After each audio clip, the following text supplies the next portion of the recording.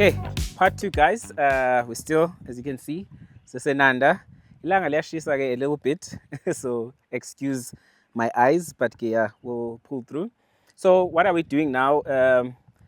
You know beef Wellington, which has like a beef fillet, puff pastry, and then nice mushrooms. I was like, how about we try do it like maybe the South African way? So without the puff pastry, of course. So what we're gonna do now is think of a stuffed fillet, or a beef roulade, where we're gonna open up nicely that fillet, stuff it with all the goodies. So for stuffing, we're gonna do mushroom, onion, and then I have spinach that's nice and nice blanched, and then I also have cheese, so to make it nice and cheesy. So yeah, without wasting time, let's get going with part 1 whereby I show you how to make the onion filling. So it's also inspired, as you can see, onions are nicely and finely chopped or diced, and then we have onion, which is usually that's what beef Wellington has, and then a nice olive oil, so a lot of oil. You can also use butter if you want. Guys, I'm sure you're asking yourself why shades. It's very hot, plus you know, we want to make this thing look beautiful for you guys, so be clear so I'm just putting the shade so that you don't pick my squinty eyes. All right, let's get going. Let's go. Onion in. Remember, see a oil inside, nah? Actually look cool, eh? Tell me if I must keep the shades on or not. And then mushrooms. So what we're gonna do this, we're cooking it as like a filling. So I noticed you diced the mushrooms very fine, very yeah. fine. So we want that to, because it's a filling, we don't want lumps on it. So hence we're doing it this way. So we cook this down till they're nice and golden. So a little bit of oil. Guys, there's gonna be noise also. As you can see, asiko sodo. It's a public space. So you're gonna be picking up sound there and there. So excuse. What is actually? Oh, that's a boat. Yeah, okay. It's nice. Probably after cooking, we need a nice swim. I don't know. Mawande, what do you say? I think we need a nice swim. But now stingy boat. Please, Sifo, and your people, just get us a boat, man. Yeah. If you're listening and you're a sponsor, potential, I can't wink behind this, but yeah. Do the right thing. Right. So let me just add seasoning. So salt and pepper for now, because we're cooking it down. This allow for this to cook for like 4 to 5 minutes, because we want it to be cooked nicely. Though we're still gonna add it with stuffing, and then it's gonna cook more, but we wanna make sure that it's cooked before we can add it with stuffing. I'm adding a lot of pepper because we're doing a beef filling, and the pepper really complements that flavor of beef really well. So give this a stir. If you have a butter, you can also add it in here to make your sauce nice and beautiful. So whilst I go boat watch for like 2 seconds, let's leave this, and then we're gonna come back now to finish it up.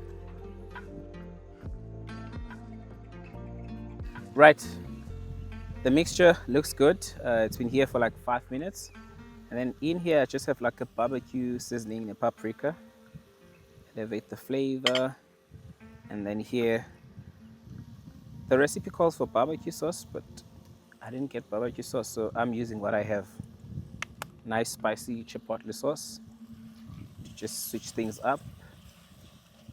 Give it a stir, and then let it cook for like another 2 minutes or so. But I'm happy with this. So once it cooks for that 2 minutes, we're gonna let it cool whilst we go butterfly our beef fillet. I'm gonna show you step by step how to get that beautifully butterflied beef fillet, and then we're gonna move on to stuffing. So it's actually a very technical recipe, so you have to plan for it.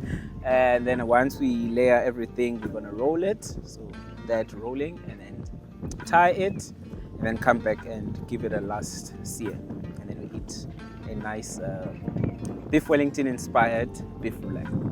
Masambeni.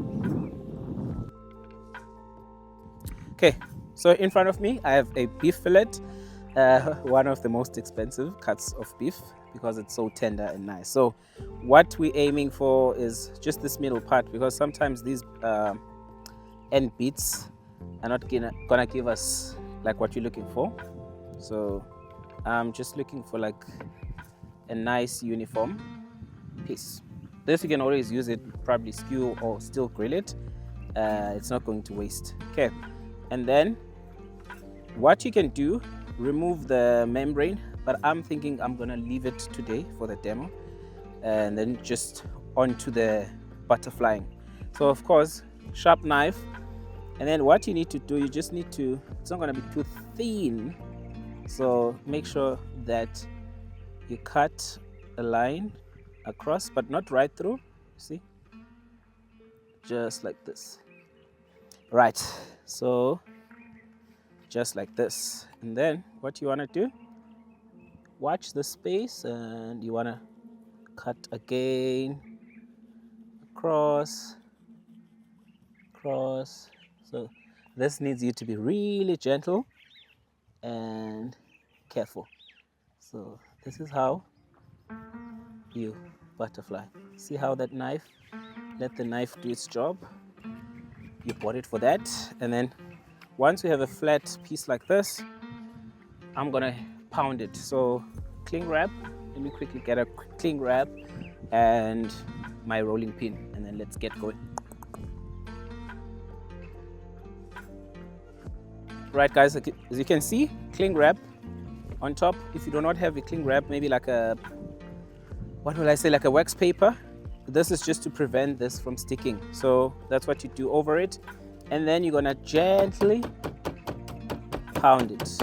So this is the part where I like if you're stressed and you want to just pound something, give that. And you can even roll if you feel like owner power. But with steak, I usually say gentle. But remember, do not be too hard, because the way this meat is so tender, it's fragile, guys.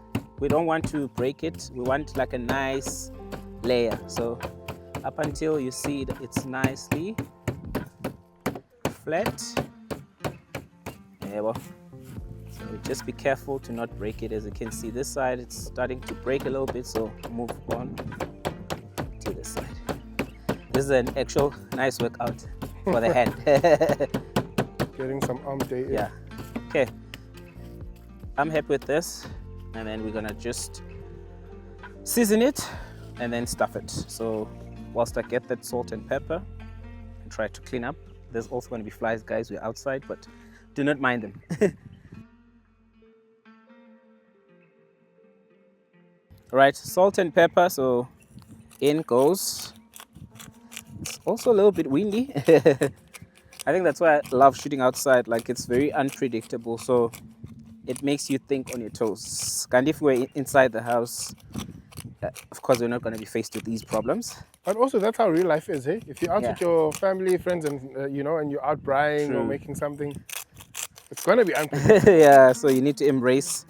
Also helps you to think on your toes. So me, I love it. So that's nice, well seasoned, salt and pepper. And then what you're going to do, let's start with this. So the mixture, mushroom and onion mixture. So what you want here is just spread it all over. So spread, nice spread. Don't go too much towards the end.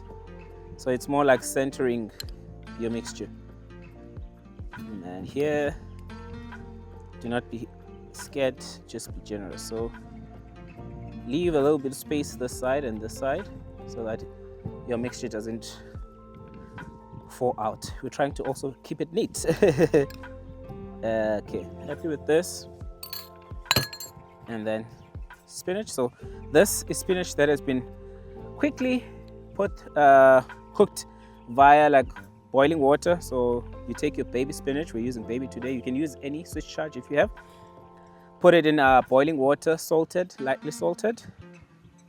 2 minutes, 3 minutes, take it out, put it into your ice water. That's called blanching the spinach. And then take a dry paper towel, squeeze the whatever excess liquid is there, because with this, when you're doing a filling, you're trying to make sure that there's no moisture at all. So yeah, so that's what you do. Spinach. What does the moisture and oil do? So the moisture will just result like in those layers to not be distinct. So what will happen is that it will be soggy. So just imagine it. So less moisture so that your steak is also beautifully cooked and we don't have like that soggy fillet. So that's why we try squeeze moisture out. So this looks good. And then what's left is cheese. So today we're just using a cheddar, mature cheddar cheese. If you have gouda, you can use that. Mozzarella, not so much because it really struggles under heat. So it stretches quickly. So for that beautiful cheese effect, I've opted for a cheddar. So much generous filling. Cheesy. Generous. Right, and now the fun part where we gonna slowly roll this to form that nice log. So remember to be gentle all the time. So gentle. I think what I'm gonna do here, you can already see this stabbing us. I'm gonna just remove that axis. So gentle, and then. So I think I was very generous. As you can see, once it starts doing this, it means you. But you'd rather be generous and then minus. Yes, true. So this is what you're going for, and it's not gonna be clean. It's gonna be messy, but you get the gist. Okay. Now I think I need to just. Oh, I can use my hands. I don't need to clean up a lot. So we're gonna tie this bad boy. Time to play with strings. So is there a specific type of string for cooking? To be honest, they call it a kitchen string or kitchen rope. But guess where you buy it? At a hardware store. I got this at a hardware store. So I don't think there's a specific one, but this one I think it doesn't bend. Like it takes a long time for it to really bend. So it's safe to use when you're cooking. So whenever you buy it, just ask them for the one that's safe. So we're gonna just make a knot here and squeeze. Remember, we want that shape, and then tie another knot here and then pull it under so you get the gist of it. Okay, so keep going up until the thing is filled.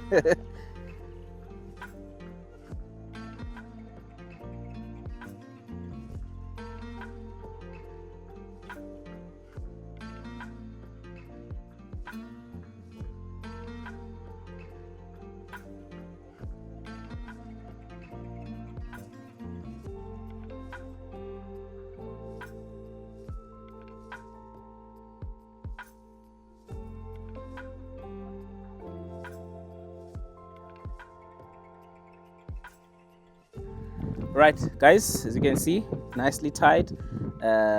Beef Roulade yetu. That is Beef Wellington-inspired. Hey, linens are gum. But now what's left for us to do is just to fry it. So a fry in South Africa is just hot coal, a grill, so barbecue basically.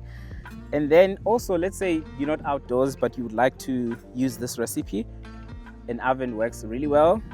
Another thing you can do is also to just give it a nice sear, brown it, like in your pan, sear on all sides, and then transfer it to a hot oven to just cook beautifully. Fillet, you can never go wrong. It's really nice. One of those meats that is really nice, soft, delicate, and probably I'll say like 20 minutes. We're gonna grill this for 20 minutes, but let's see how it goes. So let's take this, and then yeah, we already have hot coal here. This price stand is so so we're improvising. So what happened there? We ran out of hot coal, so we had to use this. So I'm just gonna put it here, nice and flat. And another thing with this recipe that you can also do that works is if you have one of those rice stand where it has a lid, you can smoke it. So smoked will also work. Close the lid, allow for the flavors to really intensify. And another thing you can do, you don't have time, probably say you're coming back, you're tired, you can do this the day before so that it's ready and prepped, and then you can just pop it in your fridge, and then when you're ready to cook it the following day, make sure that it's at room temperature, and voila. Don't say I don't plug you guys. So we're gonna grill this, turn it around, watch it, and then I'll show you the last part where we're gonna slice. All right.